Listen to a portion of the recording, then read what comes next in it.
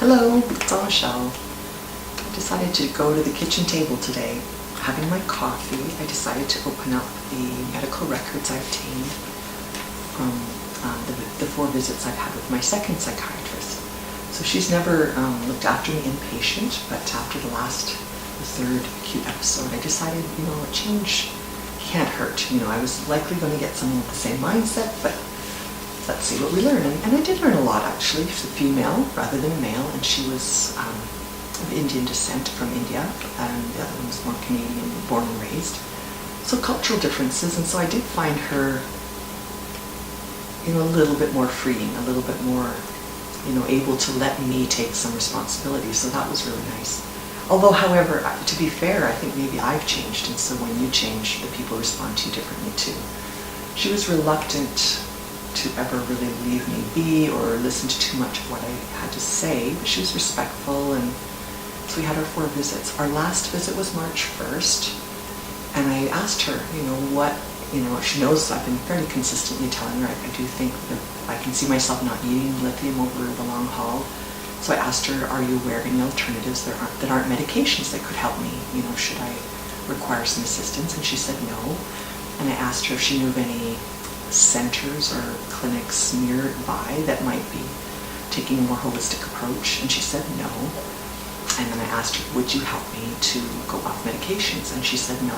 So I like the fact that it was just kind of tight and respectful and documented. But interestingly, she took one little fact that she was really trying to drive home, which I thought was interesting. She said, on average, science research shows that on average, a bipolar patient like myself will have 7 acute episodes before they believe in the diagnosis and therefore comply with their medications. So I thought that's an interesting fact to sell. And I do see it as selling the fact, we're human beings, and if we really see someone confidently stating something and we're not sure, maybe we're going to go towards someone who's more sure than us. In this case, I felt just as sure as she did. I'm going to believe myself, and I'm going to follow my own inspiration. So I'm just trying to show, this is a tricky, tight little system here. I don't know what the truth is. I really can't say that I do. I'm going to do what's best for me, and I don't know that it translates for every single person, and I don't want to send out information that would be misused or harm another person because they're stopping all their medications thinking, hey, Angèle did it, so I'm going to do it. So I just really want to make it clear that, I've done a lot of things. It's not like stopping the medication was the only thing I did.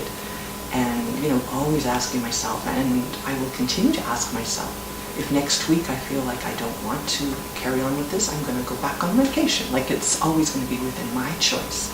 So this is in progress. I do not know what will come of it. I feel very optimistic that I will be fine without medication, and that I will discover new things. A psychiatrist is going to look at me and say, she's psychotic. She has delusions of grandeur, probably. They have ways of looking at the way I'm thinking. So just also to really point out the fact that once you're labeled, anything you do, that could be done by another person without that label, and everyone's like, oh cool, look at that person, go for it, go figure it out, awesome, make your dreams come true. But once you've got the label that I have, no, everything that's like that, oh, you're grandiose, you're psychotic, you're delusional, da-da-da-da-da. Do I believe it? No, I don't actually. I really, truly do not believe it. However, so here I go. I opened this really not knowing what it was going to show, but here's my little stack. It's an electronic medical record that she's using, and most doctors do these days. And I retired just as those were coming in, so I don't have a lot of experience working with them. But I was, this is a work of fiction, just to let you know. I'm the patient, and I think that doctor was very professional and followed what a psychiatrist would do. But interestingly, outside of all that, this is a work of fiction. I have no idea how to explain it, but I just thought I'd make note of 2 very distinctive pieces of fiction in this work. And one is that I'm documented as having 5 anaphylactic allergies. Bee sting, hornet, or whatever, a couple of stinging insects and a few nuts. So I thought, what? WTF? I'm not allergic to anything. Where did that come from? Well, when you get one human and another human and you're communicating and you're documenting and you've got an electronic medical record, I mean, there's so many permutations and combinations of errors that can occur. But I thought that was really strange. So everything else, I could see how it related to me. So I just wanted to make sure, like, is this a page from another patient? And no, there were lots of elements on that same page that were related to me. My name, my first and last name. I have a reasonably common name for a French-Canadian woman, so I thought, well, you know, birth date, you got to check it all out, you know, because there are other Angèle Beaudoins in Alberta. I think there's 5. And if one of them had a middle name of Claudette, that would be amazing. So anyway, I checked that. So I am documented here as having 5 anaphylactic allergies. And I thought, well, what type, will that come to any harm? And I'm not paranoid, but just giving you an example. Should I appear dead, suddenly, they could look on the chart. Well, she had anaphylactic allergies, of course. She just, don't even look into it. I don't know, I'm just throwing that out there. And I'm personally not paranoid, but I thought that is really weird. But the second one is even more epic. So I was charted, I think it was the second visit, whatever date, as a psychotic feature of delusion. I was talking about Crazywise film. So I was talking about the Crazywise film. I know the director, Phil Borges, I might be in this film. And she documented it as a delusion. So I thought that was amazing, because it just goes to show when you have one person who's just judging, she's just putting me in this pathological box. There's no way I'm allowed to be in anything but. So when I talk about a movie called Crazywise, she thought I was delusional. And now I really want to send her the clip of me. Like, ah! So yeah, and then she noted a few times that I'm chatty. Chatty. It's not a disease, people. You can be chatty. Some people are chatty.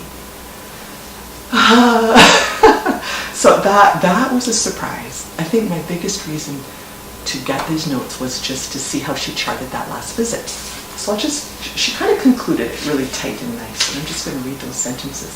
So the planning recommendations. Discuss bipolar disorder and mood stabilizers. Discuss risk of relapses and admissions. Oops, I'm sorry, that's the wrong one. That's the first visit. Let's go, it's back to front. Here we go. Discussed bipolar disorder in detail. Discussed treatment options. Discussed CANMAT guidelines, and that's all in capital, CANMAT. What that meant is she told me that they existed, and that's what she goes by and not by anything else. So just to clarify what discussed CANMAT guidelines really meant. Discussed treatment options was basically, no, there's nothing but what you're on, and I'd really like to add more. Discussed bipolar disorder in detail was basically telling me that on average 7 times acute episode before a person believes. So that could look like really good evidence to her that she was right. I see it another way, and I won't go into it now. And then she just ended it with, given 3 previous manic episodes leading to involuntary admissions, Angèle remains at high risk of relapse. So from a medical point of view, that's true. And I may even have a relapse, and I'm not worried about that, but I'm going to learn. Relapse of what is, I guess, the next question. But anyway. So the other thing she did say is, I'll leave it up, for the first time, she said, I'll leave it up to you to make the next appointment. And I just could literally see her washing her hands of me. And I think that's great, because I actually appreciated that. I felt free. I felt respected. So that was almost the nicest thing she could do. I mean, we weren't talking the same language. We weren't on the same page. I asked if she could help, and she said no. I have the right and freedom to ask, and she has the right and freedom to say no. Wonderful. So now it's up to me to find someone who might like to help me or to help myself. So and also really my memories of being a doctor, you really want to protect yourself against any possible litigation. And I did tell her I will take, obviously, full responsibility for my decision, and I would not even dream for a moment of, if I were to sue her, it wouldn't be for that. Excuse me, I don't plan to sue her, because I think this is a big, huge muddle, and it's not her and it's not me. We are embedded, we are entangled, we are entrenched in something, in simple terms, that it's just not optimal. There is a more optimal way to look at all this. I'll leave it at that. So anyway, I wanted to document this moment.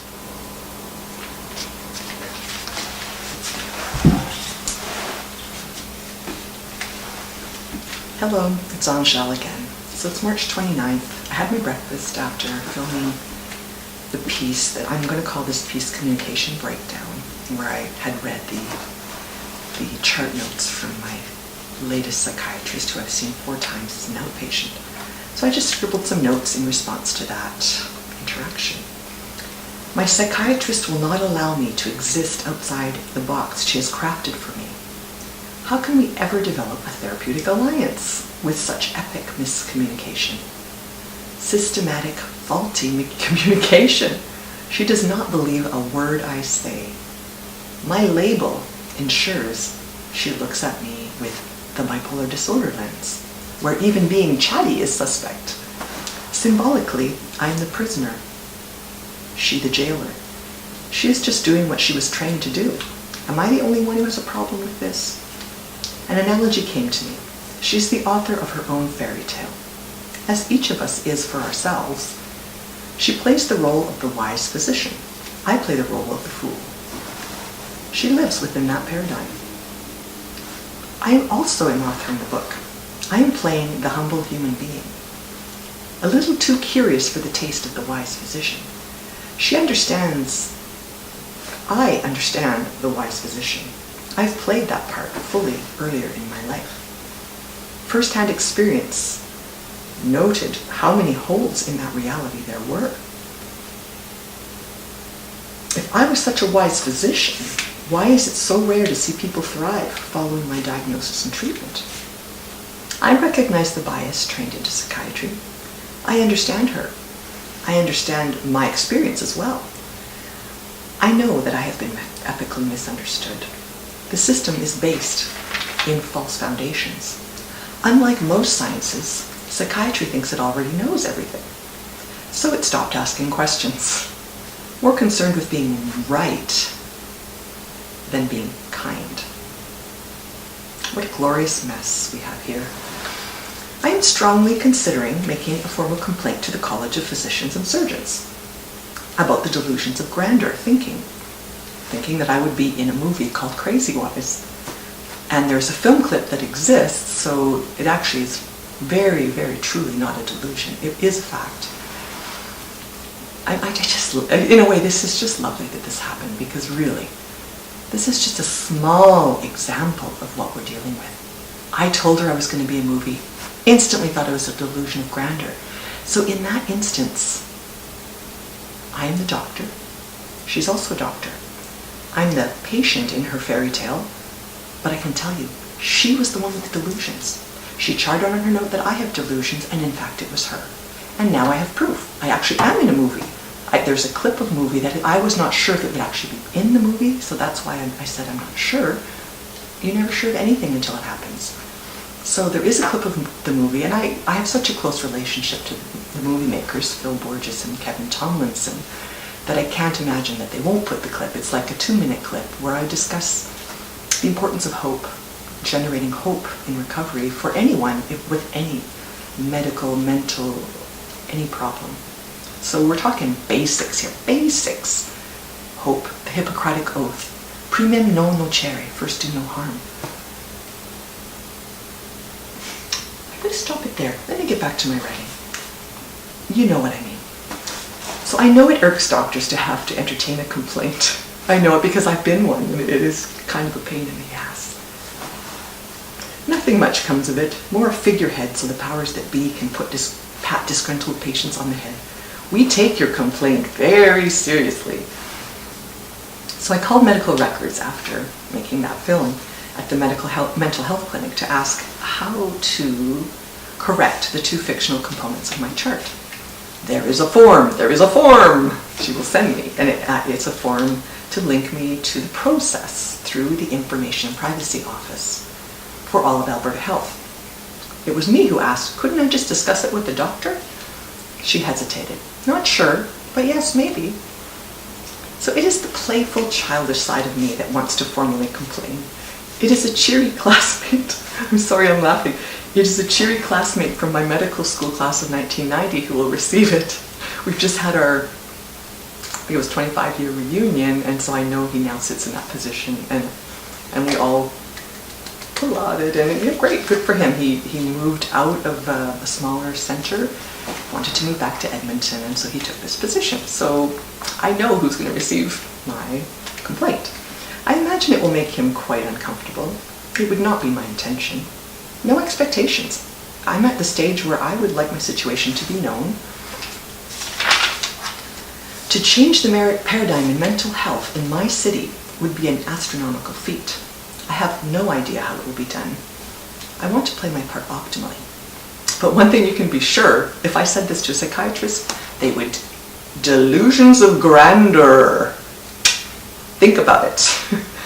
I'm kind of in a catch-22. Anything grand that I might want to do in my life. Genuine communication. That's me. Always on the lookout for people to collaborate with. I have all the time in the world. In a nutshell, I, and most people like me, labeled with bipolar disorder, can clearly see that communication has broken down with our psychiatrists. When we refuse to step into the boxes laid out for us, knee-jerk responses by the traditional professionals. It is truly crazy making, like a factory. So that's